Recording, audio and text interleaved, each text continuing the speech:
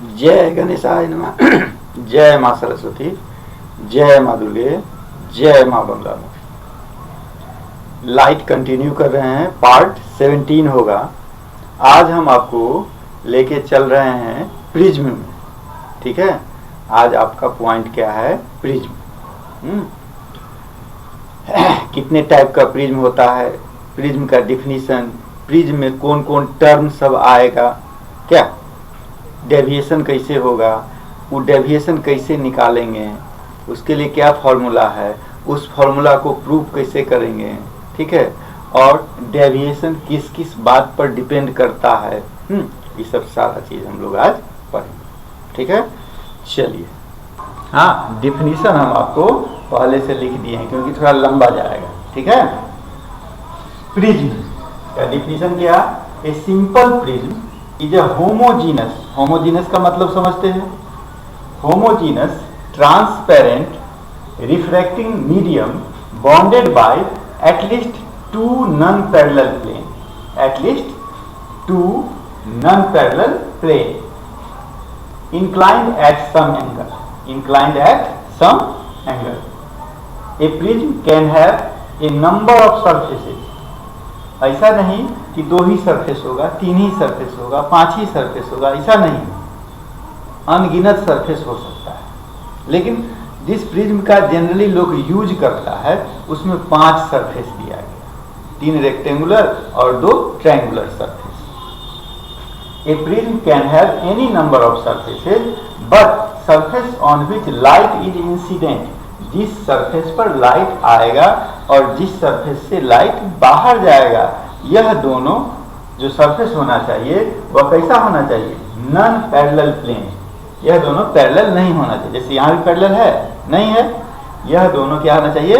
Non parallel plane होना चाहिए। सिर्फ यही एक चीज आपके पास है। क्या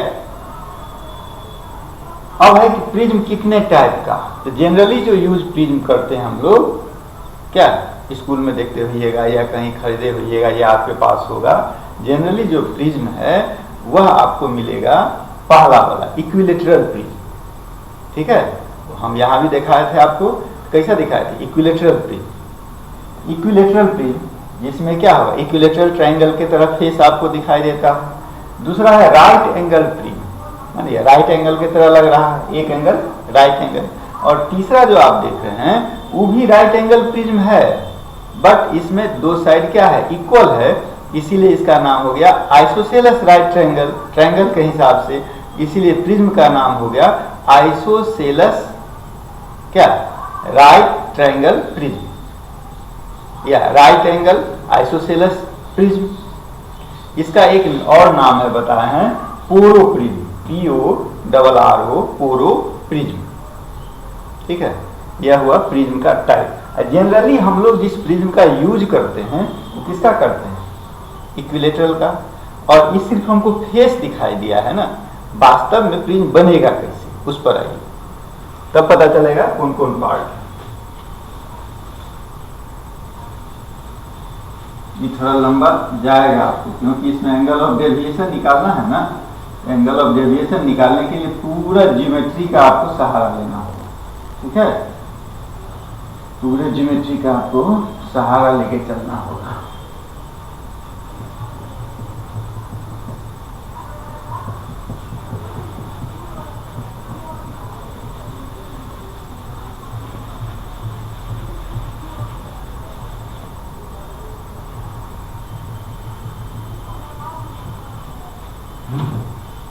चलो, पहले हम आपको क्या बनाएं? प्रिज्म बना के दिखाएं। क्या अच्छा तो नहीं बनेगा, लेकिन ट्राई करते हैं, हमको तो बताना है, तो प्रिज्म पहले हम बताएं क्या है।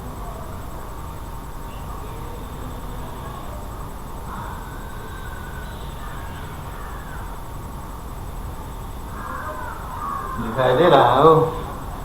हल्का है ना?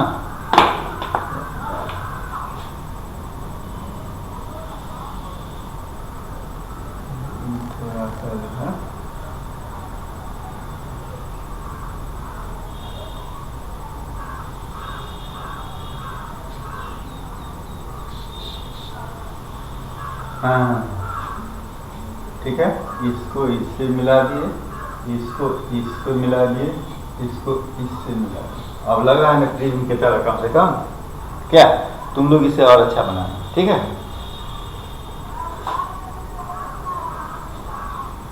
फिगर बनाने में जो है ना सुगंधा सबसे ठीक है, सुगंधा का फिगर सबसे अच्छा होता है। क्या है, चलो ये है मेरा प्रिज्म। अब बताओ इसी का नहीं, खाली बाहरी जो ब्लू कलर का हम किए वही सरफेस में वहां पर बनाए थे, सिर्फ एक फेस दिखा के बताए थे। ये हो गया मेरा पूरा प्रिज्म। ठीक, अब देखो इसमें कौन कौन पार्ट, इसका नाम रख दो। जैसे इस पार्ट का नाम रख दिए हम क्या, ए, इसका नाम क्या रख दिए, बी, इसका नाम सी। यही ना ए बी सी, एक फेस हम दिखा रहे थे यहाँ भी, ए बी सी। दूसरा ले लो, जी, के, कुछ भी, एच। ठीक है, अब इसमें एक चीज देखना है, सबसे पहला पॉइंट आपको समझना है कि एंगल ऑफ प्रिज्म कौन है। ठीक है, तो ई जो हुआ मेरा एंगल ए, देख रहे हैं ना, एंगल ए जो ई हुआ यही कहलाएगा एंगल ऑफ प्रिज्म। क्यों, क्योंकि दो सरफेस जहां पर एक जगह मिला, टू नॉन पैरेलल सरफेस जहां पर एक जगह मिलता है वही क्या कहलाता है, क्या कहलाएगा, एंगल ऑफ प्रिज्म। अच्छा एक चीज और देखेगा, इसमें आपको क्या तो रेक्टेंगुलर सरफेस दिखाई दे रहा है, अलग कलर से करेंगे तब पता चलेगा। जैसे देखो ए जी के बी, एक रेक्टेंगुलर सरफेस है ना, रेक्टेंगुलर फेस। दूसरा है आपका जी एच सी ए, दूसरा रेक्टेंगुलर फेस है। और तीसरा के एच सी डी, तीन रेक्टेंगुलर फेस हो गया और दो ठो ट्रायंगुलर फेस, जैसे ये आगे वाला और दूसरा वो पीछे वाला। नहीं, तो इसमें क्या हुआ, three rectangular face, three rectangular face और दो ठो क्या है, ट्रायंगुलर फेस। दो ठो क्या हो गया, ट्रायंगुलर फेस, है ना।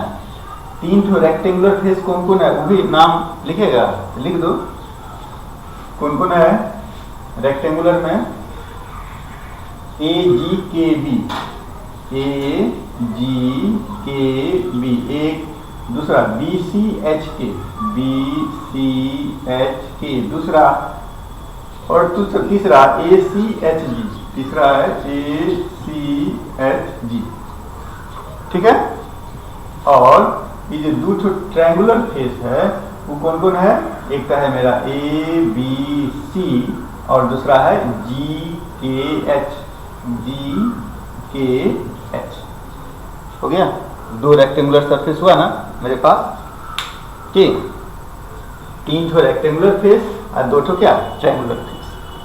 अब आ जाइए अलग अलग चीज, जैसे एंगल ऑफ प्रिज्म है। एंगल ऑफ प्रिज्म को कैसे डिफाइन कीजिएगा, ये आपका क्या है, एंगल ऑफ प्रिज्म, यहां लिख दीजिए एंगल ऑफ प्रिज्म। देखो ये ब्लैक, ठीक है, ये जो हुआ आपका, ये जो पोर्शन देख रहे हैं इसको बोलते हैं हम लोग क्या, बेस ऑफ प्रिज्म। ठीक है, ये दोनों सरफेस जो हुआ क्या बताए थे डिफिनीशन में, जिससे रे जाएगा और जिससे रे बाहर आएगा, दो सरफेस, ये दोनों को बोलेंगे क्या, रिफ्लेक्टिंग सरफेस। क्या बोलेंगे इसको, रिफ्लेक्टिंग, रिफ्लेक्टिंग नहीं, रिफ्लेक्शन, रिफ्लेक्शन है ना, तो रिफ्रैक्टिंग सरफेस। ये भी क्या हो गया मेरा, रिफ्रैक्टिंग सरफेस हो गया।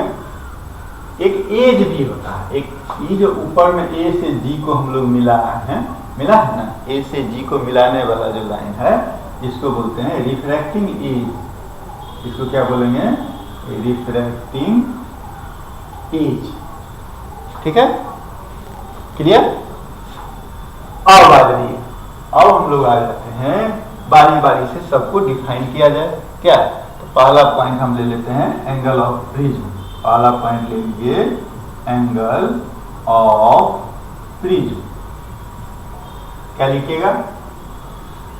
The angle between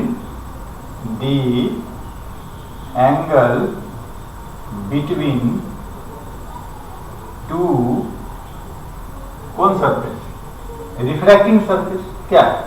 to refracting surface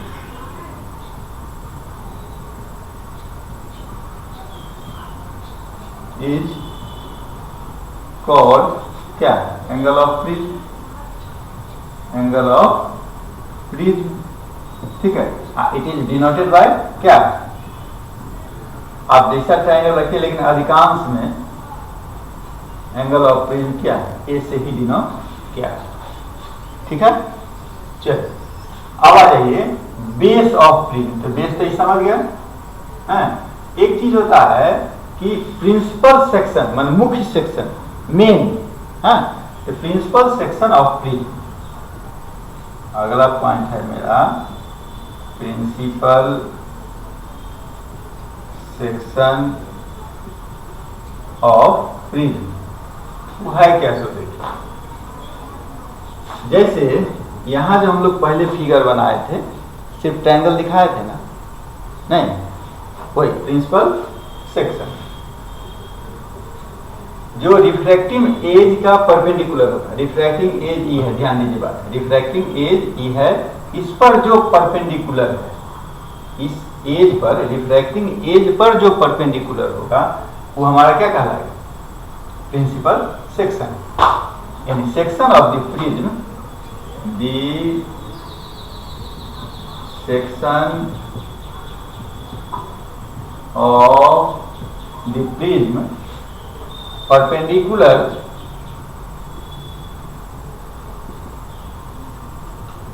to the किस पर?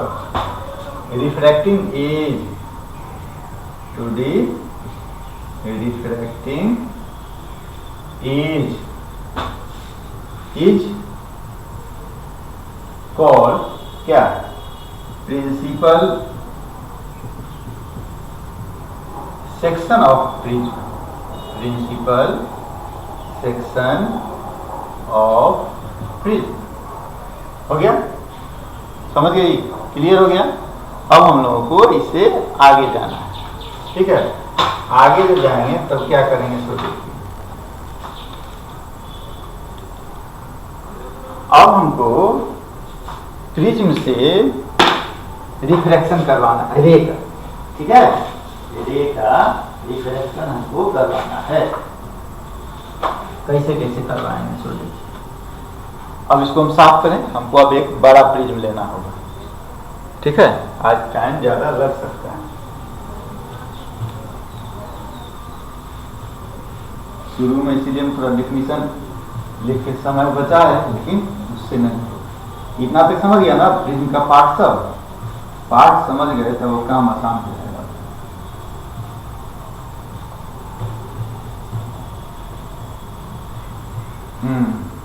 चल,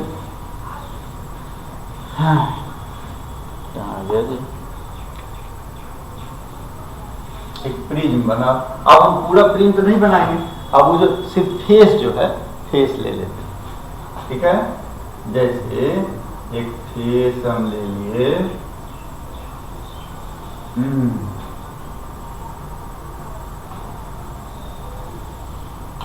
ठीक है। कोनो प्रिज्म है, इक्विलेटरल प्रिज्म है, इसका नाम रखो भाई ए बी सी, ठीक है। कोई रे लो, कोई रे इस पर मान लो कि गया, ठीक है। यह रे क्या कहलाएगा? यह रे क्या कहलाया? इंसिडेंट रे, सब जानता है। और यहाँ क्या हो रहा है? रिफ्रैक्शन हो रहा है, क्योंकि प्रिज्म जो है मटेरियल का है, ठीक है। ये एयर है, ये क्या है? डेंसर है, रिफ्रैक्शन होगा। तो पॉइंट ऑफ इंसिडेंस पर हमको क्या करना होगा? नॉर्मल खींचना होगा। एक हम क्या ले लिए? नॉर्मल ले लिए, चलिए। अब ये रेयर से किस में जा रहा है? डेंसर में। जा रहा है। ठीक, यदि रिफ्रैक्शन नहीं होता तो यह सीधा जाता, जाता ना, सीधा चला जाता, और आगे भी कर दो, चला जाता सीधा। ठीक, रिफ्लेक्शन हो रहा है और एरर से डेंसर में आ रहा है, इसीलिए नॉर्मल के पास से होके गुजरेगा। ठीक है भाई, नॉर्मल के पास से होके गुजरेगा। ठीक, यहां आके रुकेगा तो नहीं, फिर इससे निकलेगा बाहर, निकलेगा ना, फिर इस पॉइंट पर क्या करेंगे हम लोग, नॉर्मल खींचेंगे। ठीक, यहां पर एक नॉर्मल खींच दीजिए,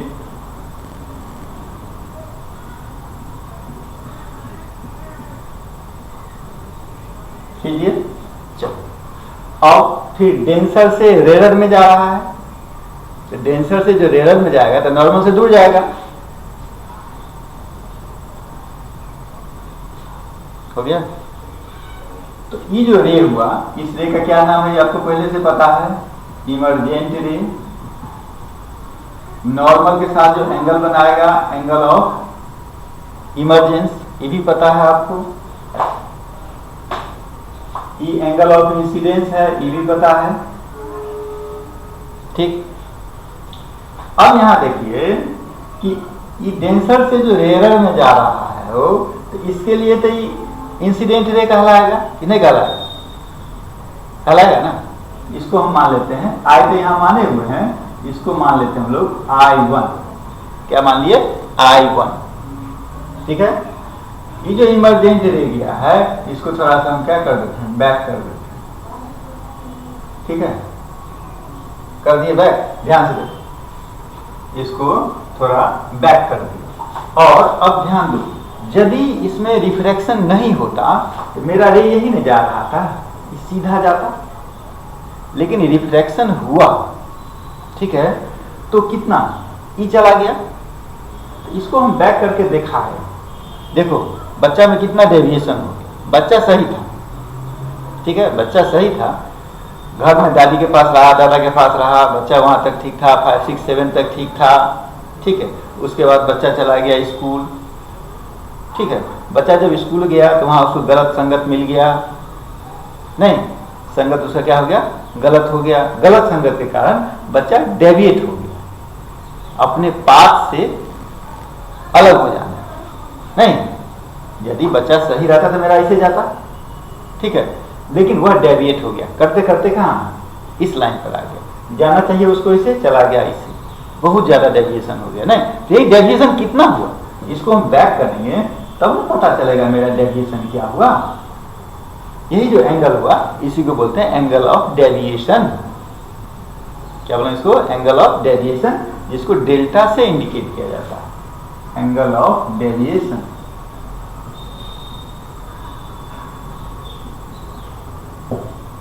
ठीक है, अब मेरे पास यहाँ दो एंगल है, एक ई बचा, अच्छा ये एंगल तो होगा, ये क्या होगा, इस रे के लिए इंसिडेंट रे है, ये क्या होगा, रिफ्रैक्टेड रे। और रिफ्रैक्टेड रे नॉर्मल के साथ जो एंगल बनाएगा वो, उसको क्या करेंगे, आर नहीं करेंगे, आराम से कर देंगे are, angle of refraction.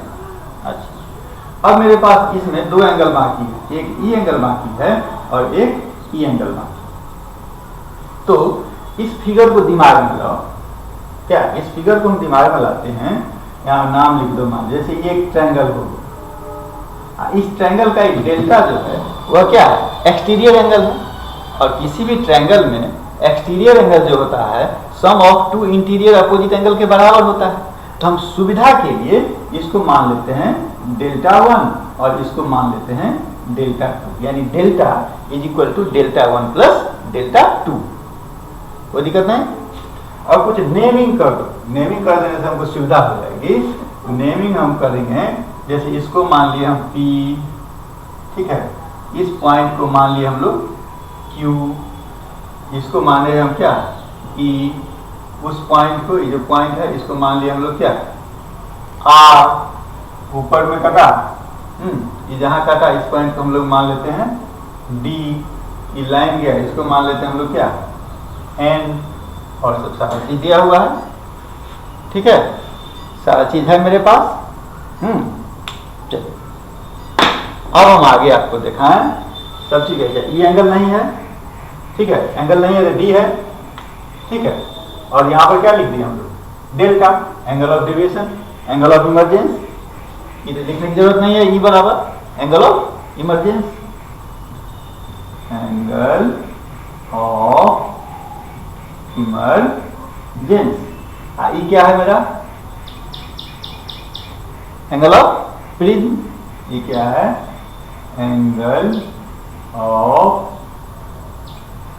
Prism. अब हम यहाँ ज्योमेट्री का काम करेंगे, ठीक है। अब मेरा पूरी ज्योमेट्री का ही काम है। संयोग से सबको ज्योमेट्री आता है। एंगल ऑफ डेविएशन, अब एक चीज देखो तो एंगल ऑफ डेविएशन का डिफिनीशन क्या देंगे, angle between incident ray and emergent ray, ये नहीं हुआ, इंसिडेंट रे ये हुआ, इमरजेंट रे ये हुआ, इसी के दोनों के बीच का एंगल जो है वही क्या कहलाएगा, एंगल ऑफ डेविएशन, ठीक है। वो तो डिफिनीशन लिख लीजिएगा, या लिखिए लो, क्या, the angle between the emergent ray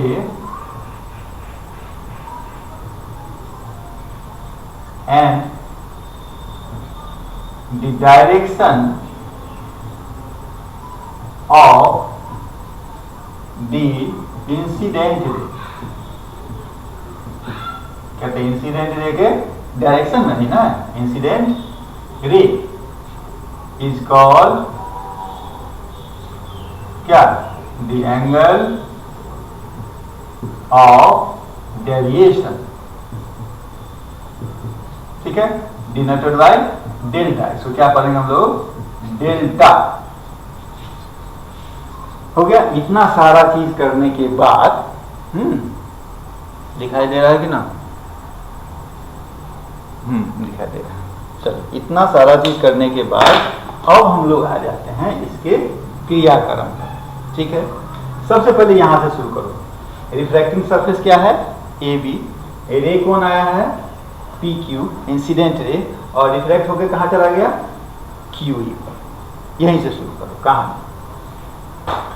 हम ले लेते हैं इसी एंगल में एंगल डी क्यू आर, ठीक है, एंगल डी और क्या है, क्यू आर, ठीक है।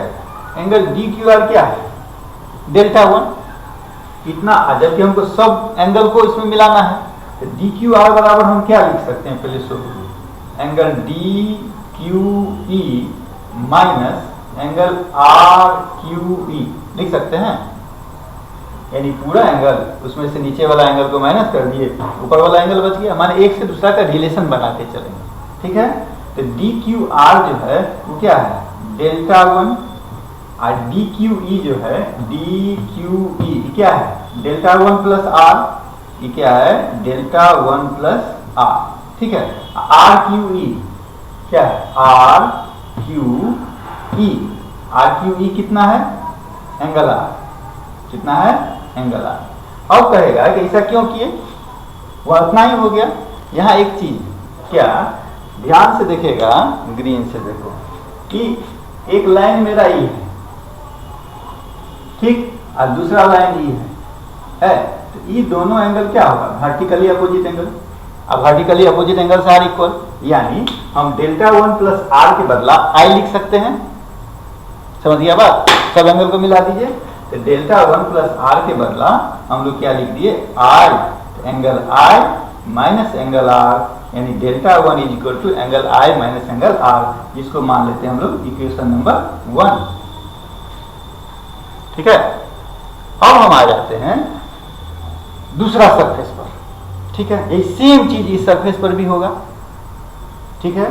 क्या करेंगे हम, कहाँ लिखें, ना लिखें, हाँ लिखते हैं, यहाँ आएगा, यहाँ जाएंगे तो तुमको दिखने में दिक्कत हो जाएगी, नीचे ही कर।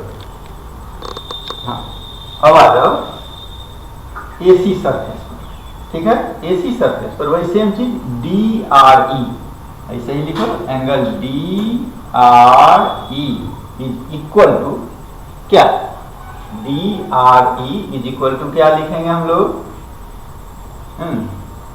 डी आर क्यू निकालना था डी आर क्यू ना, तो D R Q is equal to angle D R E minus Q R E minus angle Q R ई।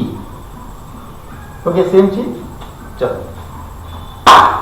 इसको हम यहीं बढ़ा दें क्या, ये मेरा क्या है delta two, angle D R Q is delta two is equal to angle D R E. ठीक है, तो डी आर ई कितना है, delta two plus I one, angle delta two plus angle I one minus Q R E, Q R E I one angle I one. ठीक है, delta two plus I one, delta two plus I one को हम लोग क्या लिख सकते हैं, ई लिख सकते हैं। कैसे, वही सेम वर्टिकली अपोजिट एंगल, जैसे ये आपका नॉर्मल था ना एक लाइन, और ये आपका क्या हो गया दूसरा लाइन, यही वर्टिकली अपोजिट एंगल, यही हो गया delta two plus I one is equal to क्या, ई एंगल ऑफ इमरजेंस। चलिए इसके बदला हम लोग लिख देते हैं angle E minus angle I one माने थे ना, आई वन यानी delta two is equal to इतना। अब आ जाइए, इसको मान लेते हैं हम लोग पॉइंट नंबर 2। अब एक चीज देखो, पहले ही बता दिए थे कि ट्रायंगल डी क्यू आर में एंगल डेल्टा जो है वह एक्सटीरियर एंगल है, नहीं है, तो उसको हम अलग से लिख देते हैं। कहाँ, यहाँ लिखें, in triangle D Q R angle delta is, आ रहा दिखा दे रहा, एक्सटीरियर एंगल। कैसा एंगल, एक्सटीरियर एंगल, और exterior angle is equal to sum of two interior opposite angle, इसलिए angle delta is equal to delta one plus delta two, नहीं हो गया, delta one plus delta two. अब आए delta one plus delta two जो हो गया, तो डेल्टा वन डेल्टा टू का वैल्यू आप यहाँ निकाल के रखे हैं ना, वन टू में, वन में कितना है, यानी आप लिख दीजिए यहाँ पर कि angle delta is equal to angle I minus angle R plus angle E plus angle I, नहीं हो गया, angle I minus angle R plus angle क्या, ई आई आर ई आई। ठीक है, देखो, अच्छा उसको आई वन माने हुए है ना, आई वन माने हुए, आई वन। ठीक है, अब एक चीज देखिए भाई कि ये जो हम लोग परपेंडिकुलर गिरा रहे हैं, तो सारा परपेंडिकुलर है, किसके परपेंडिकुलर है, ध्यान दो बात पर। ये मेरा सरफेस था, इसी सरफेस का ना ये परपेंडिकुलर है, यानी ये जो एंगल बना यह कितना का बना, 90 डिग्री का। इसको रेड कलर से, रेड चलिए नहीं रहा, ये मेरा कितना है 90 का। ठीक, उसी प्रकार से ये भी एंगल कितना का होगा, 90 का। ध्यान दो बात पर, क्योंकि सरफेस था उसी पर हम लोग परपेंडिकुलर गिराते हैं, नॉर्मल। अब देखो ए क्यू ई आर एक क्वाड्रिलेटरल ले लो, ए क्यू ई आर एक क्वाड्रिलेटरल हम ले लो। ठीक है, इन क्वाड्रिलेटरल क्या बोले हैं, ए क्यू ई आर क्वाड्रिलेटरल है, तो चार का चारों एंगल का सम कितना, 360 के बराबर, यानी angle A plus angle Q plus angle E plus angle R is equal to 360 का। ठीक, क्यों, हम ए को लेना है ना, क्योंकि एंगल ऑफ प्रिज्म को भी तो उसमें मिलाएंगे, नहीं मिलाएंगे। चलिए ए क्यू ई आर, ठीक, ये तो मेरे पास कुछ नहीं है, ये तो ए रहेगा। ये जो आपका Q है, ध्यान लीजिए, एंगल Q और एंगल R दोनों 90-90 है, यानी एंगल Q के बदला में आप 90 लिखिएगा, एंगल E रहने दीजिए, एंगल R के बदला में क्या लिखिएगा, 90 डिग्री इज इक्वल टू कितना, 360 डिग्री। ठीक है, यानी angle A plus angle E is equal to 180 degree. इसको मान लेते हैं क्या, थर्ड पॉइंट मान लेते हैं, क्योंकि दो इक्वेशन यहाँ लिए थे, तो उसको मान लिया तीसरा इक्वेशन। ठीक है, अब आ जाए ए प्लस ई बराबर कितना हो गया आपका 180 डिग्री। अब एक और हमको काम करना होगा, क्यू ई आर चलिए, अब ट्रायंगल क्यू ई आर में चलिए, क्यू ई आर, ई छोटा सा ट्रायंगल, क्योंकि इसको भी तो लेना होगा, ई का काम है ना वहां पर। In triangle Q E R कहां लिखे, यहाँ आ जाएगा, इन आ जाता, in triangle Q E R, triangle है, तीनों एंगल का सम कितना 180 डिग्री, यानी R plus I one plus E, यानी एंगल आर प्लस क्या angle I one plus E बराबर कितना 180 डिग्री। अब कहिए इससे क्या फायदा, इससे हमको ही फायदा, इसको मान लेते हैं पॉइंट नंबर 4। पॉइंट नंबर 4 मानने से क्या फायदा हुआ हमको, ये तीनों बराबर भी 180, इधर ये दोनों बराबर भी 180 नहीं, यानी ये सब भी 180 के बराबर, वो भी 180 के बराबर, इसका मतलब दोनों इक्वल नहीं हो जाएगा, बस हो गया। From 3 and 4 angle R plus angle I plus angle E is equal to angle A plus angle E। अब देखो E और E चला गया, ठीक है, R plus I plus E, हाँ क्या बच गया, R plus I is equal to क्या एंगल A।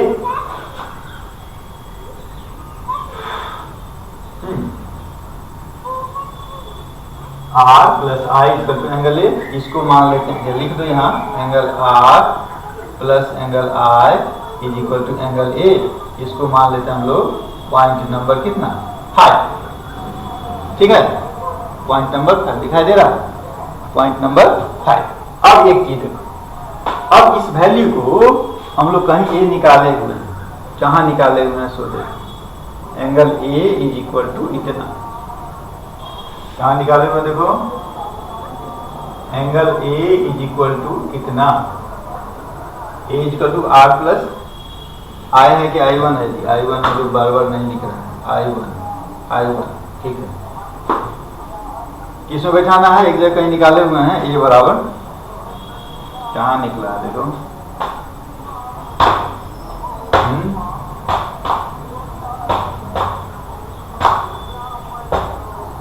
जहाँ डेल्टा निकाले हुए होंगे, डेल्टा निकाले ना कहीं, डेल्टा बराबर डेल्टा 1 प्लस डेल्टा 2, हाँ ये ठीक है, इसको मान लेते हैं हम क्या, ये तो पहले ही था, इसको क्या मान लेगा, इसको चलो इसको मान लेते हैं ए, ठीक है, यही वैल्यू वहां जाके डाल, यानी R plus I one is equal to angle A, यानी R प्लस क्या I one is equal to angle A,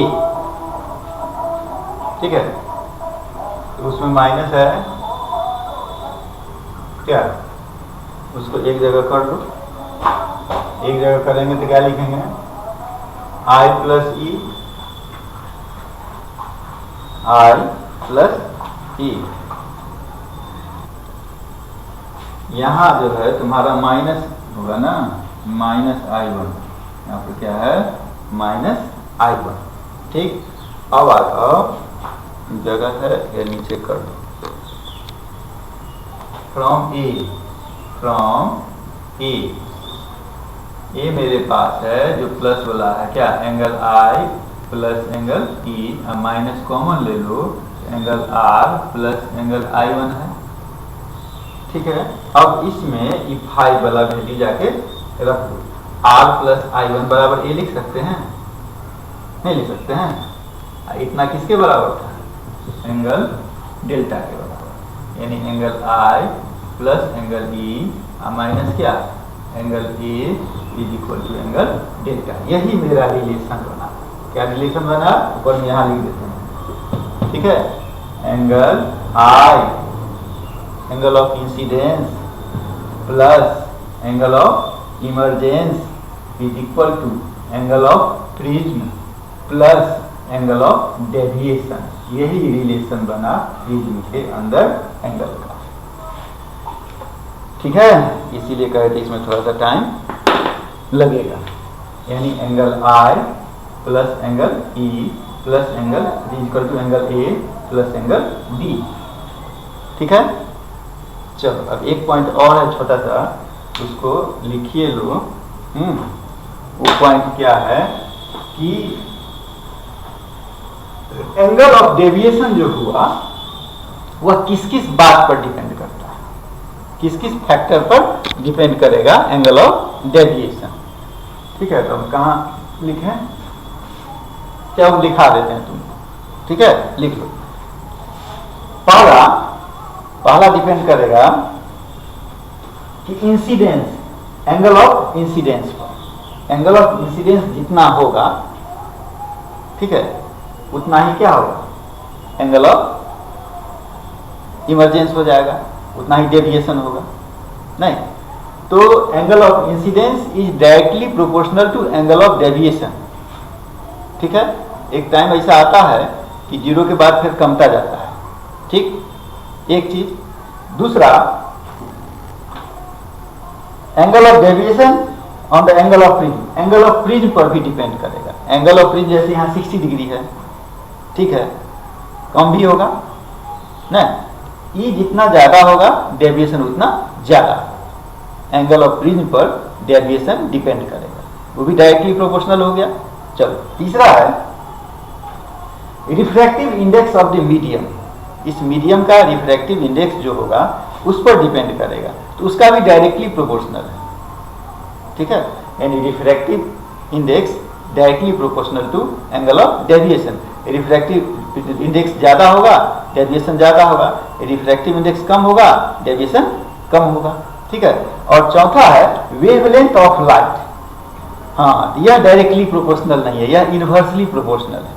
wavelength of light, उसका इनवर्सली, वेवलेंथ ऑफ लाइट ज्यादा होगा तो डेविएशन कम होगा, वेवलेंथ ऑफ लाइट कम होगा तो डेविएशन ज्यादा होगा। ठीक है, चारों पॉइंट है, इसको लिख लो। चलिए, जय मां बंगलामुखी। मेन पॉइंट था, क्लियर करना जरूरी था।